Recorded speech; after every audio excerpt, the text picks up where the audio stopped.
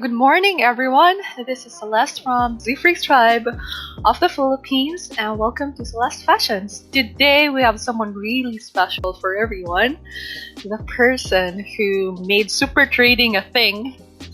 We're giant fans of this guy. Dr. Van Tharp has been coaching traders since 1982. He has a PhD in psychology, a master practitioner of NLP, and author of numerous books like Super Trader, Trade Your Way to Financial Freedom, Trading Beyond the Matrix, which contains 55 beliefs about the market, and he developed the investment psychology inventory profile and has spoken in international stages, fulfilling his mission to touch people's lives. Thank you, Dr. Van, for being here. Thank you for having me. How are you? So, really glad to have you here. So, we're going to start with the first question, and you really specialize here, which makes you so different than the others. Can you give us your perspective on how important psychology is to a trader? Well, I used to say that it was 60% psychology, 30% position sizing, and maybe 10% system. But I now believe that it's all psychology, and there are several reasons.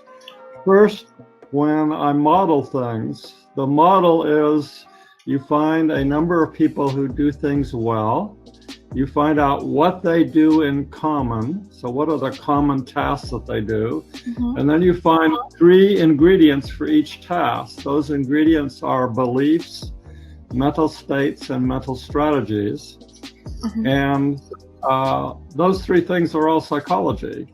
Mental state is whether you're confident or fearful or whatever your state happens to be, and your beliefs are what you believe about the market or what you believe about yourself, and those are definitely psychology.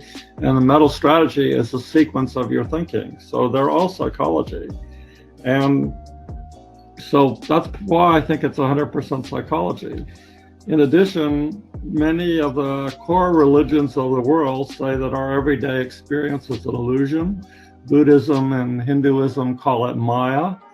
And even Jesus, through A Course in Miracles, basically says that our thoughts are an illusion, and what we see means nothing except the meaning we give it. In fact, A Course in Miracles could be summarized by nothing real can hurt you, nothing unreal exists, meaning it's all illusion. Herein lies the peace of God. And one of my favorite statements comes from Alfred Korbitsky when he says, "The map is not the territory." And right now I can totally explain why that's the case. Wow, so you're saying that what we experience is not real, but just an illusion, and that the market is not real? Is that what you're saying? Exactly. And if you really understand that, you can become a trading genius. So let me try to explain how that works. I'll explain a little bit about the background and then show you an example of the markets. Okay. So modern science says what's out there in the universe is basically waves and particles. Waves are basically probability events for the particles. And so we basically live in a world of vibrations.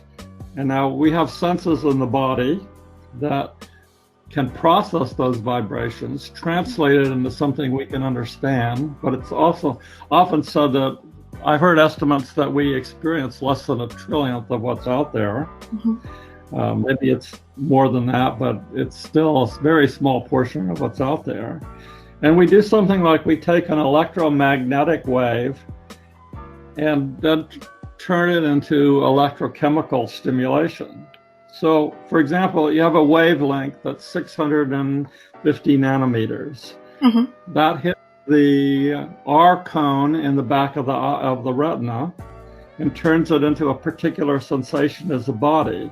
So it's a stimulation, and it's a very pure stimulation and we then give it a label, and the label is red. And there is absolutely no similarity between the word red and and that 650 nanometer wave that's out there in the universe. It's not the same at all. So that's partly how you can say the map is not the territory. But then you can take a few more principles. For example, we learn a language, and that language, by the time you're 5 years old, has totally reshaped the brain and tells it how to represent things. So that language says that stimulation is red. And the language being English or Tagalog or almost any other language separates the world into subjects and objects. And it has verbs to describe what the subjects do to the objects or what the objects are doing, the relationships between them, adjectives to give them qualities. And essentially what oneness does is take a world of kind of vibration, which kind of is all oneness, and turn it into a lot of diversity. So our language kind of changes what everything is. Yeah. And then in addition, we take verbs or processes and turn them into nouns. NLP calls this a nominalization, and they say that anything you can't put in a wheelbarrow is a nominalization. So the market is an example of that. So the market is best represented probably by buyers and sellers agreeing on a price. But we turn that into a noun and give it something that doesn't exist. So here's where so a tick chart's probably the best example as I have on the screen. So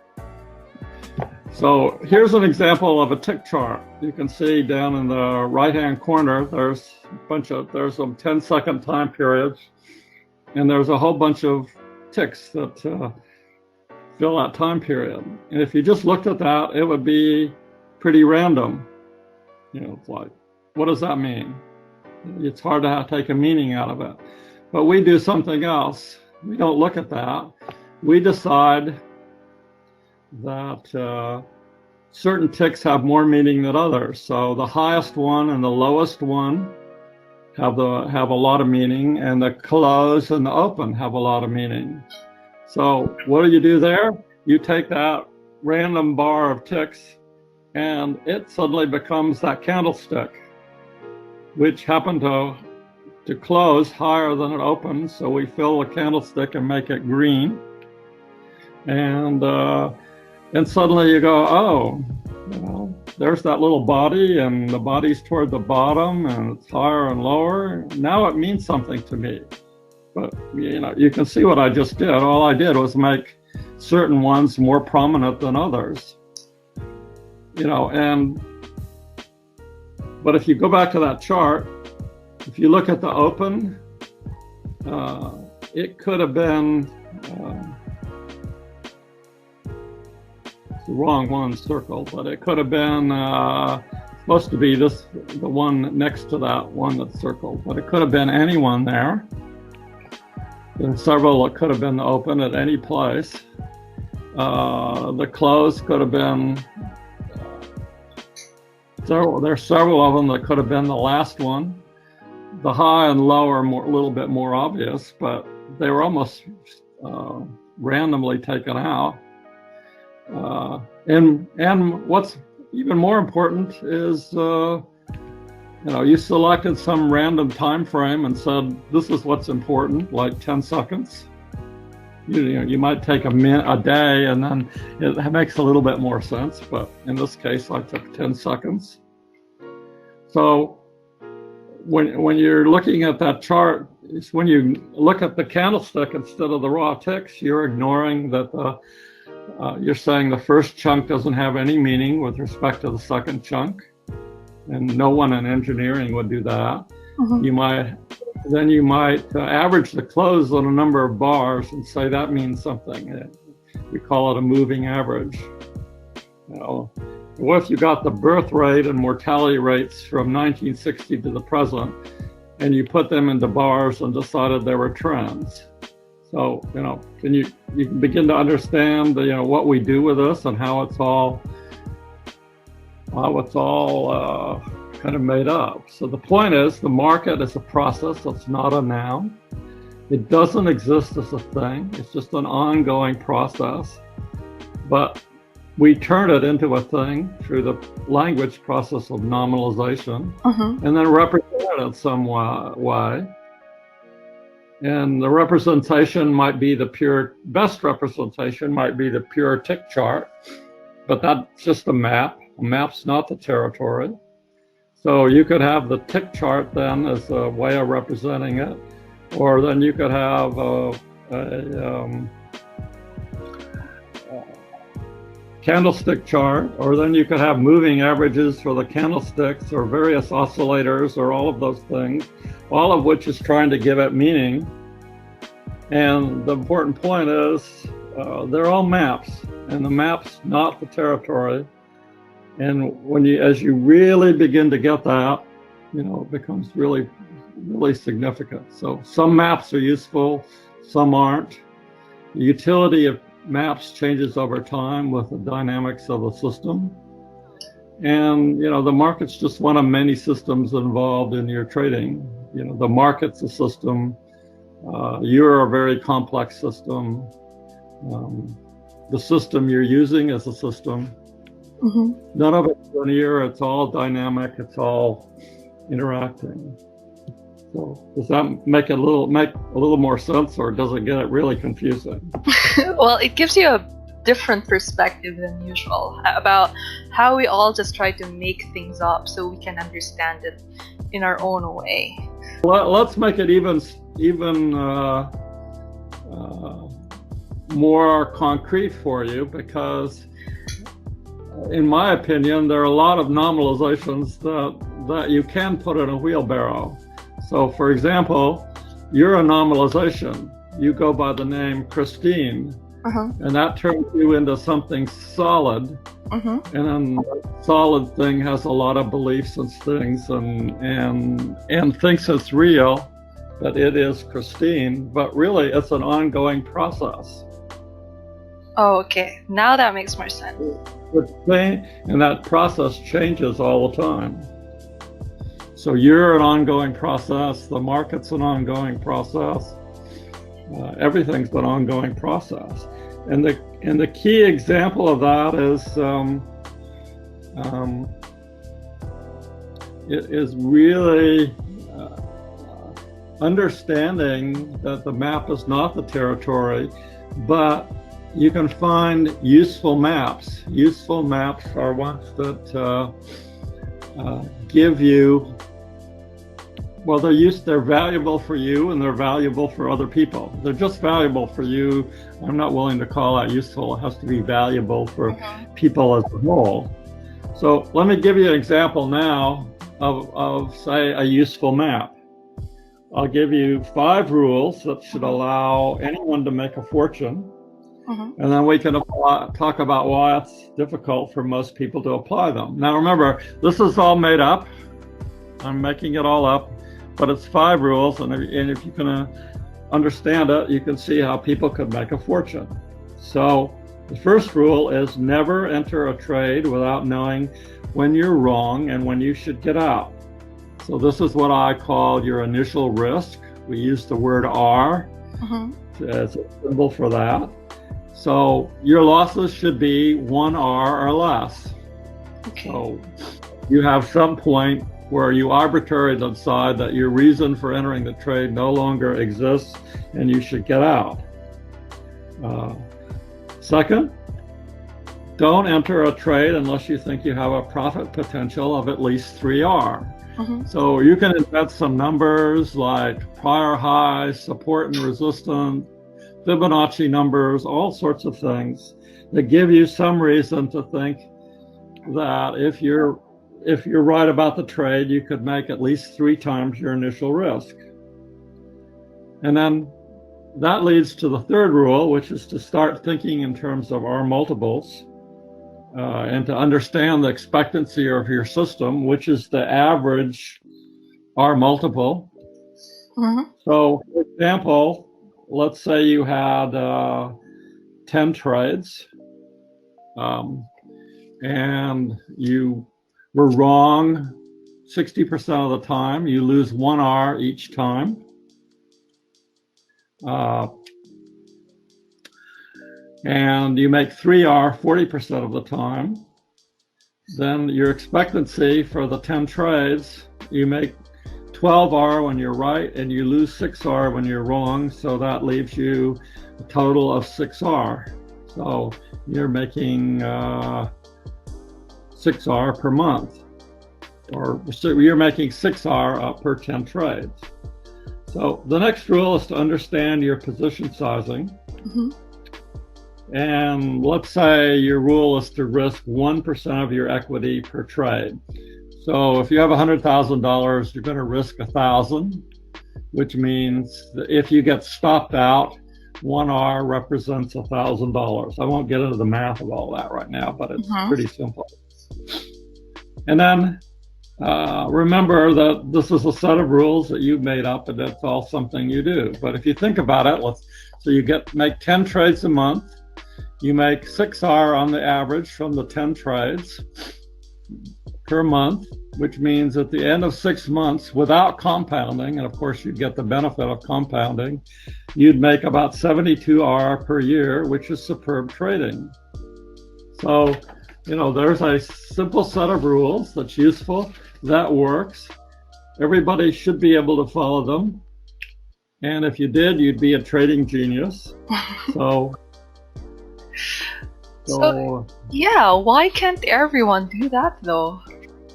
Okay, so there are a number of reasons. First, and this really gets into the psychology, first, people make mistakes.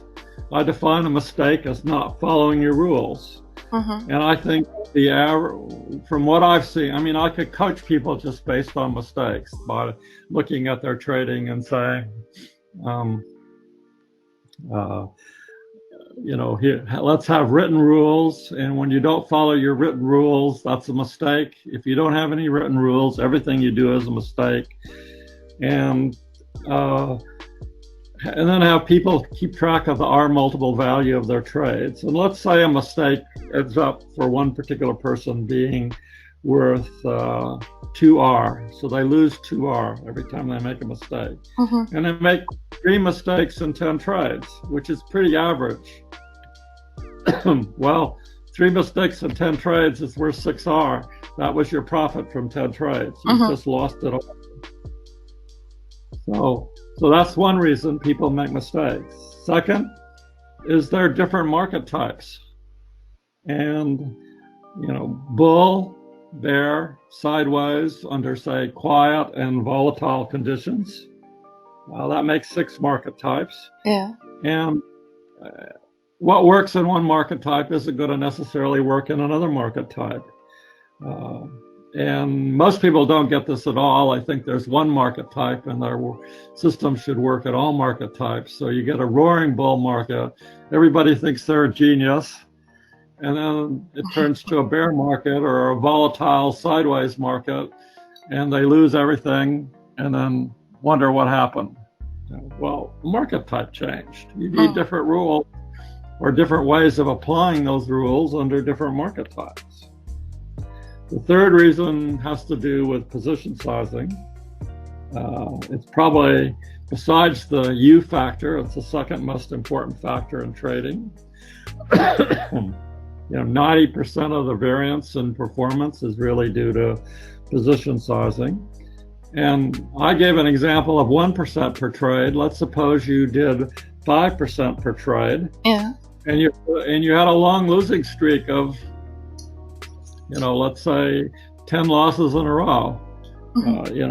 At that point, you might not have enough money left to recover. Or at least it's going to take a long time to get back to break even.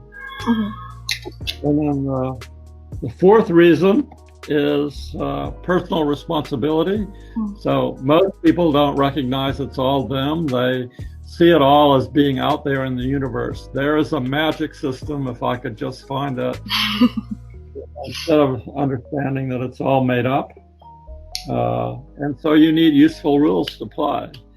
And that's why most people have trouble making money in the markets. Well, how about, Emotions. This is quite big. There are some people who think that you could trade without emotions. Do you think it's possible to trade without emotions? Well, what I call emotions are NLP calls them internal feelings. Mm-hmm. And the nature of it is really the details of the internal feelings. So if you imagine yourself riding on a roller coaster side, and you can notice the feelings that you might, if you've ever done that, remember the feelings and notice the feelings you have from that. And then notice the feelings you might have from, say, getting into a trade and you've just lost a lot of money and you're afraid you're going to lose a lot of money again. And what you might find is, the details are pretty much the same of the way you organize those feelings. It's just the context makes it a little bit different. And what happens is people have the models of, Superman, like in my day it was John Wayne, and maybe another era might be a Brad Pitt or somebody like that, who are men who don't feel their feelings and can go through whatever, and the job is not to feel your feelings. So people don't feel their feelings, and what ends up is they end up stuffing them inside. Yeah. And what happens when you don't feel your feelings and you stuff it inside is that you basically it's now stored in your body and it becomes attached to a lot of beliefs. So you'll have a lot of beliefs that are probably not useful, locked in place by these stored feelings. And basically, to trade without emotion, you have to get rid of all of that stuff. Ooh. Well, you do have something called the supertrader program, though, and I think it tackles all of this stuff. Can you tell us more about that? Well, it's there's like 22 lessons that help people go through my peak performance course. The reason I have the lessons is because when people buy that course, when they do it on their own, I think it takes maybe the first time they skip everything that's important. Oh, I don't need to do that. I don't want to look at my values. I don't want to look at all the beliefs about myself, or I don't want to look at my past, or it's too painful to go in there, or too much work. I don't want to do that. So they'll skip everything that's important. And maybe if they do the course 3 times, they'll begin to get everything that I would want them to get. So I've taken the course and made it into 22 lessons that people have to do to get through, and I have to approve them, of course. So which means you really have to do it.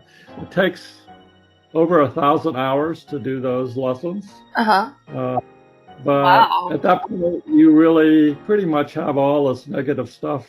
Most of your non-useful beliefs, at least about yourself, are cleared out. Most of the emotions are cleared out. A lot of the conflicts inside of you are cleared out. And it's very useful. Yeah, that's amazing. I like how you tackled the beliefs and the negative beliefs first before we start pouring in all those technical stuff. Right. I try to get people to avoid doing the technical stuff entirely. Work on yourself, get rid of all the stuff that's getting in your way. And, maybe if you don't, I'll have some people come in, maybe somebody's a doctor and they're tired of all the rules that the government puts on the medical profession and the possibility of lawsuits, and they want to get out of medicine and they want to become a trader and have all this freedom, and then they start doing this work and clearing out themselves, and the next thing I know, I've got a happy doctor who doesn't want to trade anymore. Wow. Well, that were. And I'm good with that, because that's what we're all about. Yeah, your mission is really to touch people's lives since 1982. But how about these people what would you advise a trader who is going through a losing streak?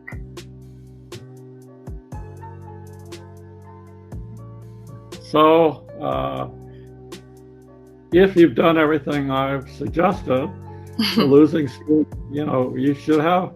Let's go to the Super Trader program one more time, because there's 3 phases of it. Sure. The second phase, once you've done all the psychology, is to develop a business handbook.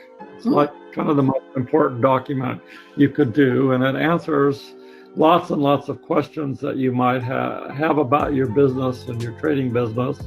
And then you need to develop, the third phase is to develop 3 non-correlated systems that work in different market types.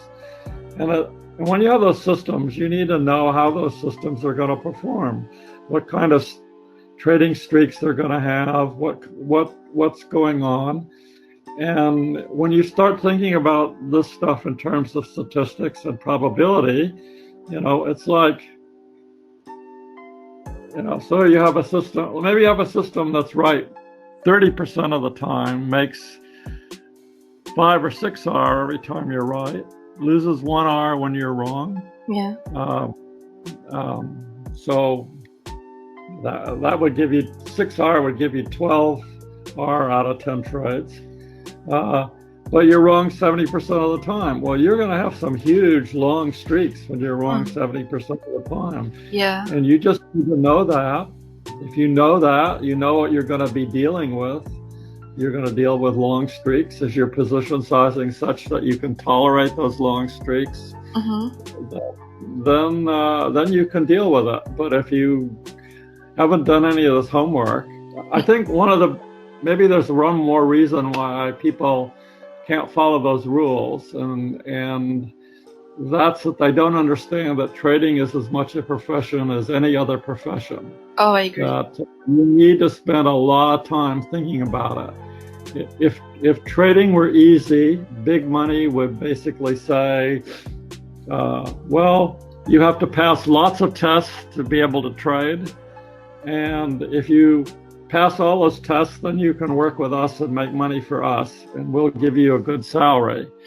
But trading isn't easy because of all the psychological elements, and big money makes the rules so that they make their money off the top through whatever it is they're doing, fees and everything else, making markets. So they make it easy. You can just go down and open up an account at a brokerage company, and hopefully the money comes piling in. And then you're going, but what should I buy now? And I own this. Should I keep it or should I sell it? People are idiots with that. So it's all about the wrong expectations, because they don't even know what their statistics are. So Correct. Yeah, but if and then combine that with all our beliefs that are non-useful and negative emotions and all of that stuff, it can be really interesting. Well, how about traders?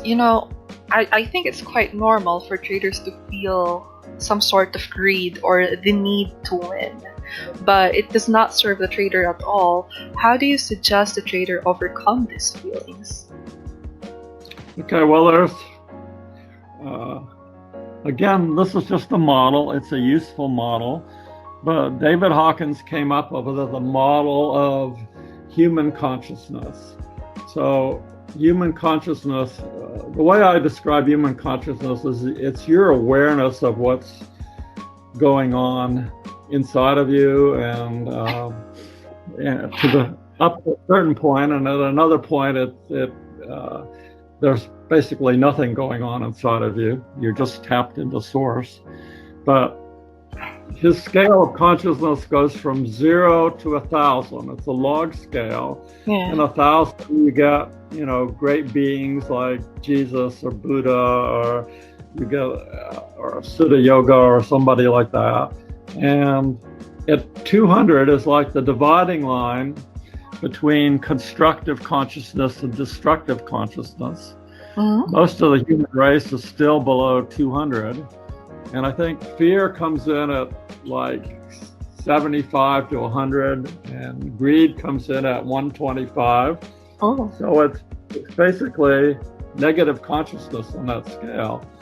And my goal is to get people through the SuperTrader program, or anything we do, at least up to about 350 on that level. Yeah. Which is a level of acceptance, where it's okay to take a loss, it's okay to have a win.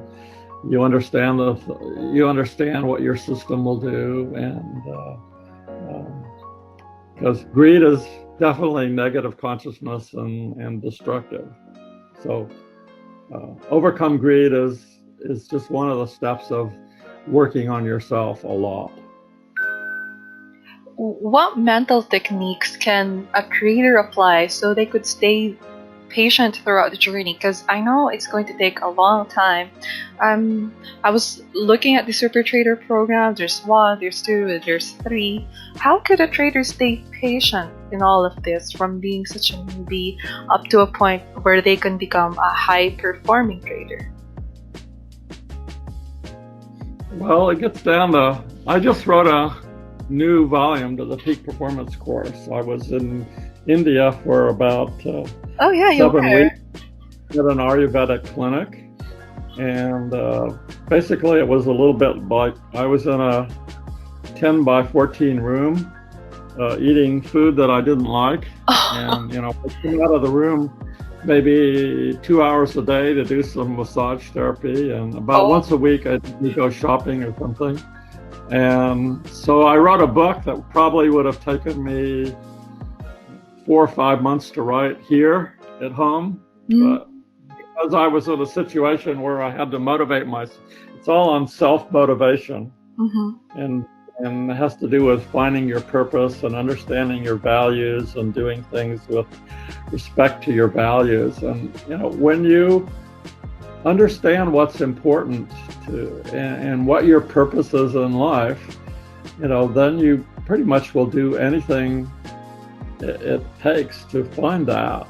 And so if in my case, my 2 highest values are, number 1 is working on myself, so becoming more self-aware, doing this sort of thing. So I hated the food there, and I was basically trying to figure out why. So I get something, and I know right away by looking at it that I wasn't going to like it. I'd start to eat it anyway, and I'd be tasting the taste, as opposed to saying, yuck, I hate this, and spitting it out. I'd just be saying to myself, well, why is it that I don't like this taste? And I'm going, well, it has some of this quality and some of this quality. And then I go, well, that's interesting. So I don't like that quality and I don't like this quality. And then I'd savor it, I'd do some more. And pretty soon I'd have finished about a third of it, which is about all I was going to eat anyway. And so I wrote this whole book under those circumstances. And the first draft came out in a month. And I think the patience comes from knowing your values, knowing what's important to you, and sticking with them. And if everybody knew the importance of working on yourself, I think it would be almost everybody's top value. So it's all about shifting from feeling it into observing why you feel that way. It's the kind of the frames you say. So if I if I look at something and my frame is, I'm not going to eat anything I don't like, and I know I'm not going to like that, and I might even taste it, but I still have that frame and say, oh, I'm not going to like that, and I taste it and I go, ugh, and then that's it, I won't eat it. But if I'm willing to explore and say, well, why don't I like it? And the why becomes a more important frame than, say, what is there, or then I don't like it. then you'll eat some of it and you'll say, oh, that's interesting. Was an interesting example once of somebody close to me was in my kitchen, and it's a young lady, and I know she doesn't like cockroaches, and there was a half-dead cockroach. It's kind of upside down with its legs wiggling around under the table near her feet. And I said to her, don't put your feet on the ground. There's a half-dead cockroach there. Ooh, okay. Well, exactly the opposite. She let out a blood-curdling scream, ran across the kitchen, and then said to me, don't do that to me. Mm-hmm. And I'm going, I can't even do that to myself. How can I possibly do that to you? To her, it was me saying, I'd done something, or it was to her, I'd told her there was a cockroach, stimulated this, and it was my fault. To me, it was like, I can't even do that myself. How did you do this? So, I'd ask her a lot of questions. Like, she had a frame of, it's gross. She had a frame of cockroaches crawling around in the sewer. She had a vision, I don't know whether it was real or whatever, of cockroaches crawling all over her body. Oh. From being in the sewer, and I'd try all those on, and the cockroaches would get worse. I still couldn't get out a blood-curdling scream. And then I realized I still had that's interesting frame. Yeah. To be trying it on, that's interesting. And when I got rid of that and just decided it's gross, then I could not want to be around cockroaches. So I couldn't let out the scream, but I could at least not be, so it's how do you do things to yourself? And when as you become more and more aware of how you're doing this stuff to yourself, that's where you raise your consciousness. So it's all about like beliefs and frames, and if you have a very severely negative frame over something, you might not be able to even go through that situation, I suppose. Right. Well, one form of NLP is called Neuro Semantics, and it's all about the frames of meaning we have. And for example, you could have a primary fear. For example, I could make a loud sound like that. Yeah. And that could elicit a startle response in some people. Mm-hmm. And then suddenly, you might go, oh, that scared me. And then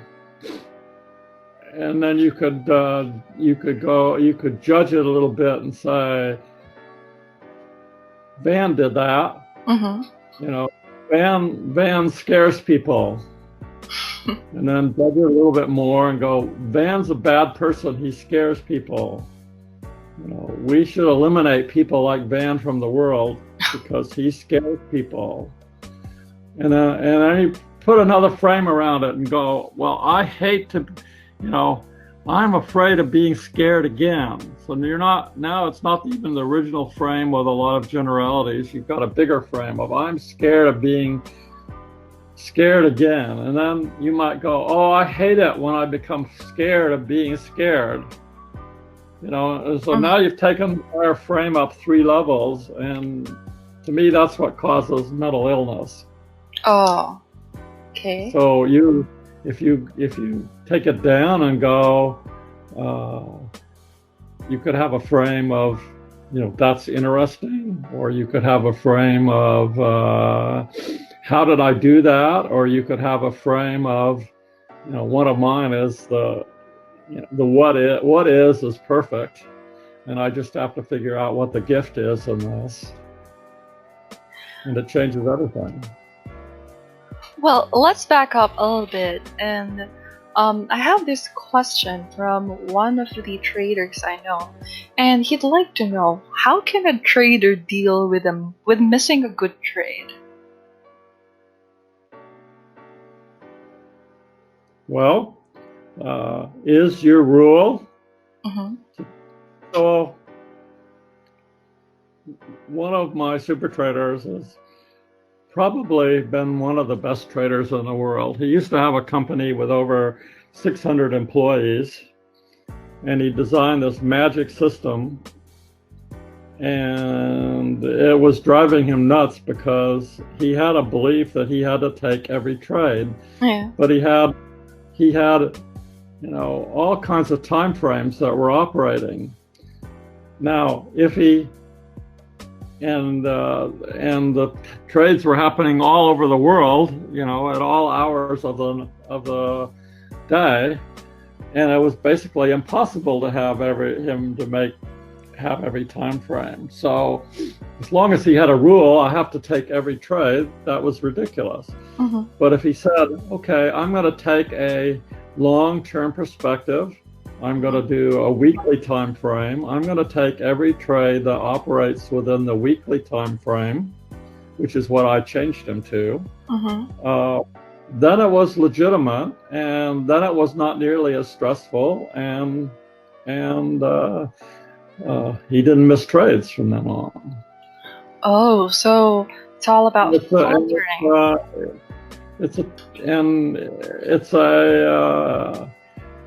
Are you going to trade for 2 hours a day? And then your rule is, I'll take every trade that my system gives me during the 2 hours. If you didn't do that, it's a mistake. Mm-hmm. And you need to be able to prevent mistakes and fix them if that's the case. But set yourself up so you're not doomed to continually miss trades. So you're saying we should set up our rules so we would be able to just actually focus on the kind of trades we want to take, not every good trade out there. Right. Well, there's a basic interaction that says, we have it in an earlier slide. So there's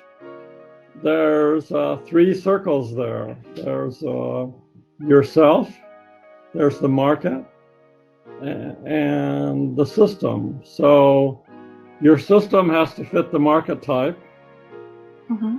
You have to be able to trade your system, and it's really that sweet spot between the 3 that gets things going. Oh. So, and it's all driven by what's on the bottom: your purpose, your values, your beliefs. Oh, I really like how purpose and values go first before your beliefs in the market. Yeah. Because that does affect. That's how you get done what you need to do. You're right. That's how people do what they do. How about this? I'm sure you get super traders who become really good at what they do. And how can they improve their capability of handling larger sums of money after a series of winning when they're not used to that big amount of money? Well, if you think in terms of R and percentages, then it's the same. If you think, if you're risking 1% per trade, what difference does it make whether it's $1,000 or $1 million? Yeah, I guess it. But how about those who can't stop looking at the P&L and the amount? Then they need to work on their beliefs and all that other stuff. Oh, so they're lacking on the first part. They think that money, first of all, if you're a trader, money can't be that important. Ooh, interesting. If money becomes really important and you're just focused on the money, and it's like,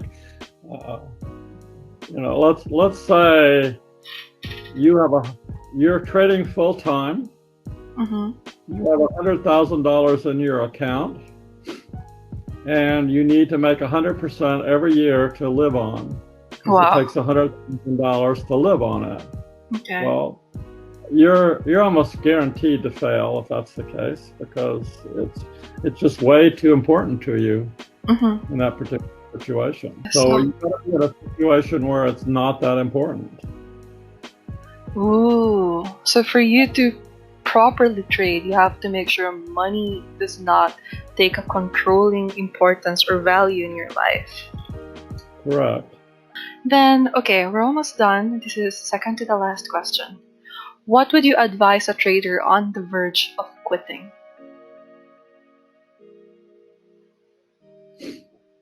Wow.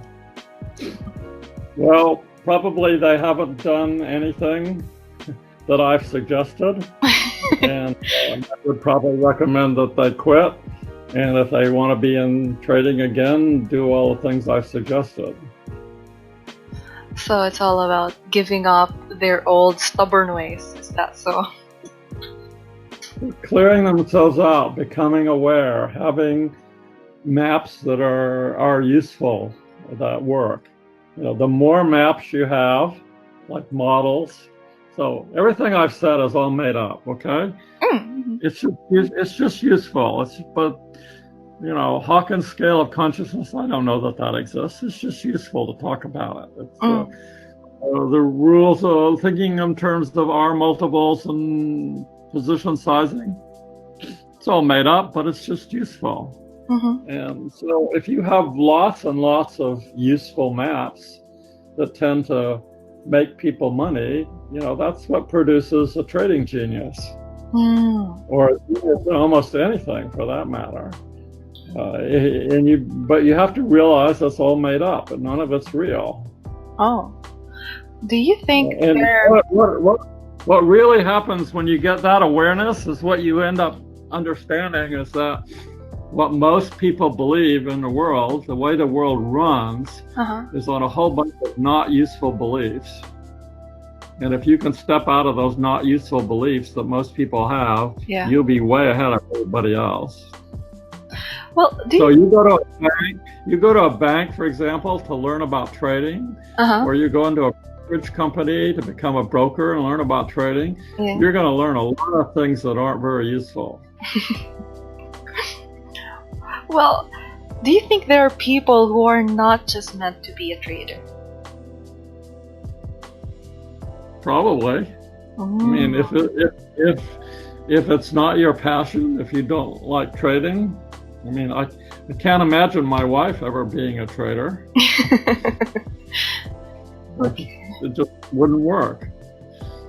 So, yeah, I think those people who are meant to be traders will be attracted to it and be willing to do the work necessary to become traders. And those who aren't won't. They'll have some other passion. You know, my wife has always been working for her passion, and then finding that she doesn't have to work and becoming slightly out of sorts because she didn't know what to do with her life. And then, you know, I'm going, well, you love to paint. And now she's a pretty accomplished artist, and she's happy she's creating painting. So it's all about passion. If you're not passionate, then maybe it's not for you. Okay. Right. Thank you, Dr. Van. I think that's all the questions I have. Would you like to invite the Filipino people to any of your programs or any upcoming books? Please let us know. You can go to our website, which is vantharp.com. So again, thank you for coming over and giving us this really interesting talk. We have so much to think about after. So thank you, Dr. Van, and enjoy the rest of your day. Thank you.